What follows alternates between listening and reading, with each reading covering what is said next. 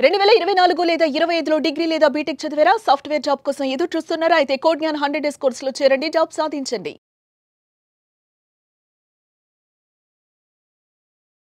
నమస్కారం డాక్టర్ షియాచి అనంతకృష్ణ స్వామి గారు. నమస్కారం. సో ప్రీవియస్ వీడియోలో నేను డిస్కస్ చేసుకున్నటువంటి పాయింట్, కుంచిత మనస్తత్వంతో ఒక మనిషి ఉండేటప్పుడు ఆలోచనలు కూడా దానికి తగ్గట్టే ఉంటాయి. ఆ బ్రాడ్ మైండ్ సెట్లోకి రాలేరు. ఇక్కడ సింపుల్ ఏంటంటే రివర్స్ మైండ్ సెట్ కనుకుంటే ఎప్పుడైనా సరే బాగుపడడానికి అవకాశం ఉంటుంది. కుంచిత మనస్తత్వం ఉండేటువంటి వాళ్ళకి. సంకుచిత మనస్తత్వంతో ఎవరైతే కూడి ఉంటారో విశాల దృక్పథానికి మార్చుకోవాలి. అవును, కానీ చాలా మంచి వ్యాలిడ్ పాయింట్ మీరు చెప్పడం జరిగింది. సో మనీ మంత్ర వీడియోలో ఏం చెప్తున్నారు? ఏం చెప్తాడంటే మన సబ్జెక్ట్లో అసాధారణ రీతిలో పరిస్థితులు మిమ్మల్ని భయపెడుతుంటే ఆ సమయంలో మీరు ఏం చేస్తారంటే మీ ఆలోచనని ఒక ప్రగాఢ వంచ వైపు మరల్చండి. ఎంత బాగా చెప్పాడంటే నిజంగా చాలా ఒక్కొక్కటి అసలు సబ్జెక్టే అద్భుతం అండి. నిజంగా చెప్తున్నాను. విపరీతమైన అప్పులో కూరుకుపోయినాడు వ్యక్తి, అందరు పిక్క తింటున్నారు. అది భయంకరమైన సిచ్యువేషనే కదా. ఆ టైంలో నువ్వు ఇంకేమైనా ఆలోచించగలుగుతావా? అక్కడ ఏమంటాడంటే నువ్వు ఆలోచించలేవు కాబట్టి ఆలోచించేదేదో దాన్ని ప్రగాఢ వాంఛగా పెట్టుకోమంటాడు. ఇప్పుడు ఎలా ఉంటుందంటే ఈ అప్పులన్నీ పక్కన పెట్టేయండి ఒకసారి, ఓకేనా? ఇది లేకపోతే నేను బతకను అని ఒక ప్రగాఢ వాంఛ, ఒక కోరిక పెట్టుకొని దానివైపు ప్రయత్నం చేయడాలని ఇవన్నీ మాయమైపోతాయి. అర్థమైందా? ఎట్లా ఎందుకు చెప్పాడంటే మామూలుగా నువ్వు ఇంకో దిక్కు నీ దృష్టిని మరల్చి అని చెప్తే అది నీకు అంత గొప్పగా ఉండదు. దాన్ని ఏమన్నాడంటే ప్రగాఢ వాంఛగా పెట్టుకోమన్నాడు. నువ్వు ఏదైతే అనుకుంటున్నావో అది ఒక ప్రగాఢ వాంఛ, అంటే నీ లక్ష్యం. నువ్వు ఇప్పటిదాకా ఏదైతే అనుకున్నావో, ఏదైతే సాధించాలనుకున్నావో అది చాలా కష్టం. కానీ దాన్నే పదే పదే పదే పదే ఆశించినప్పుడు, నేను ఇంతకుముందు కూడా చెప్పాను, ఎవరెస్ట్ ఎక్కాలనుకున్న వాడికి చాలా ఈజీ, మనం ఎక్కాలంటే చాలా కష్టం. ఎందుకంటే వాడి లక్ష్యం అది. ఎక్కినప్పుడు ఎంతో కష్టం చేసుకొని ఎక్కినా సరే అంత పెద్ద ఎవరెస్ట్ శిఖరం వీడు పైకి ఎక్కిన తర్వాత వాడు కాళ్ళ కిందనే ఉంటుంది.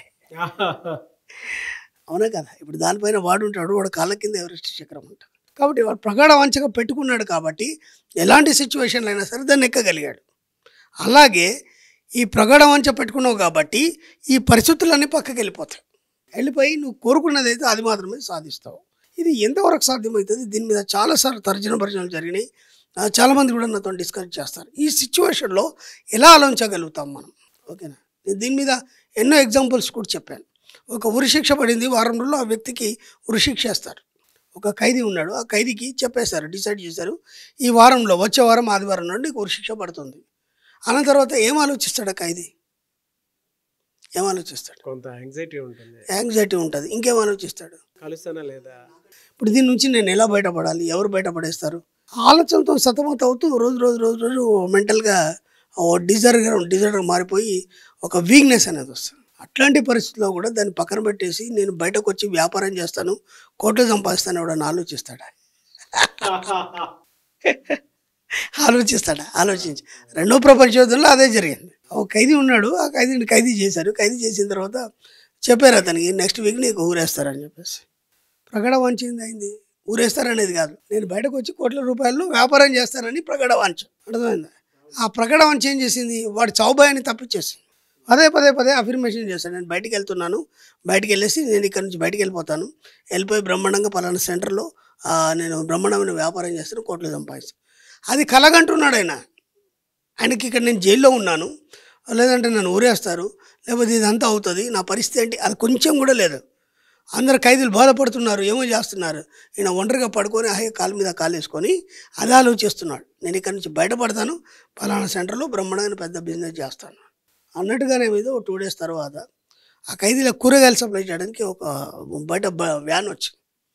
కూరగాయలను వీళ్ళే మోయాలి కదా. ఆ మోస్తూ ఆ కూలీలతో పాటు ఇతను కూడా కలిసి బయటకు వెళ్ళిపోయాడు. వాడిని ఎవరు గమనించలేదు. ఎందుకు? వీడి ప్రగాఢమైన వాంఛ ఏదైతుందో అన్నిటి నుంచి తప్పించేస్తుంది. ఇది నిజంగా జరిగింది. వెళ్ళిన తర్వాత చిన్న వ్యాపారం మొదలుపెట్టిన తర్వాత ఒక 45 రోజులు అయిన తర్వాత అనుకోకుండా రెండో ప్రపంచ యుద్ధం ముగిసింది. దానికి బంధించిన ఖైదీలందరినీ రిలీజ్ చేశారు. దాంట్లో వీడు కూడా ఉన్నాడు కాబట్టి ఇక శిక్ష లేదు.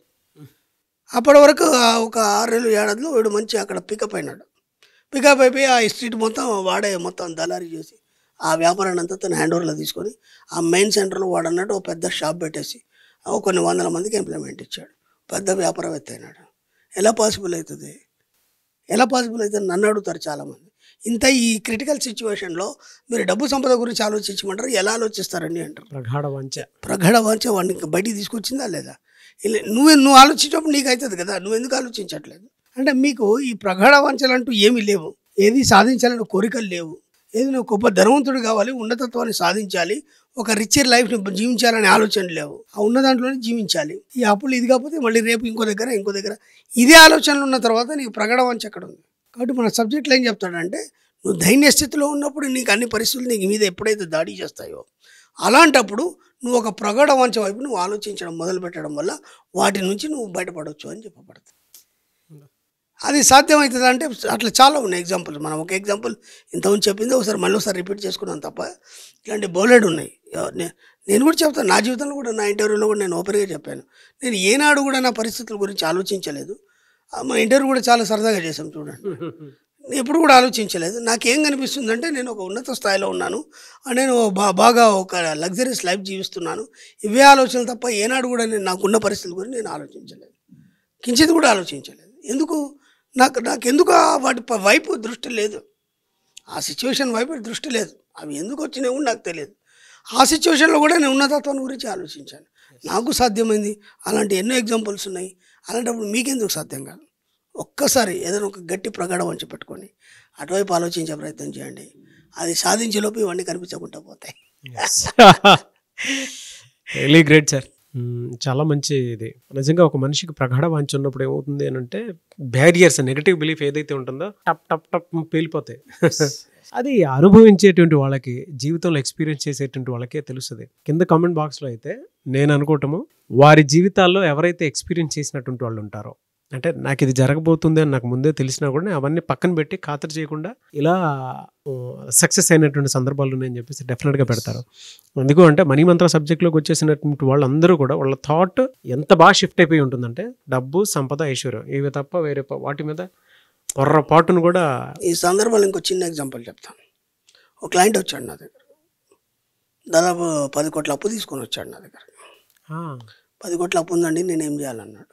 10 కోట్ల అప్పు ఉంటే నువ్వేం చేయదలుచుకున్నావు అని నేను, ఏం అర్థం కావట్లేదండి నేను అంటే, లేస్తే పడుకుంటే అదే ఆలోచిస్తున్నావు లేదా, ఎట్లా కట్టాలి, ఏం అమ్మి కట్టాలి, ఏం చేసి కట్టాలి, ఇవే ఆలోచిస్తున్నావు కదా, అవన్నీ పక్కన పెట్టేసి ఒకసారి నా క్లాస్కి రా అని చెప్పాను. నా క్లాస్కి వచ్చాడు. ఓకేనా, క్లాస్కి వచ్చిన తర్వాత మళ్ళీ వచ్చి కలిసాడు నాకు పర్సనల్గా. ఎప్పుడు ఏం ఆలోచిస్తున్నావు అన్నాను. డబ్బు సంపాదించడం తప్ప నాకు 10 కోట్ల ఆలోచన వస్తలేదండి అన్నాడు ఆయన. మరి నమ్మడి 3 నెలల్లో కట్టేశాడు అప్పు అంతా. మళ్ళీ వచ్చి డైరెక్ట్ లైవ్గా చెప్పాడు ఆయన, నా 10 కోట్ల అప్పు నేను 3 నెలల్లో కట్టేశాను అంటే. ఆయన ఏం చూశాడు, నేను ఆయనకు ఒక చిన్న ఎగ్జాంపుల్ చెప్పాను.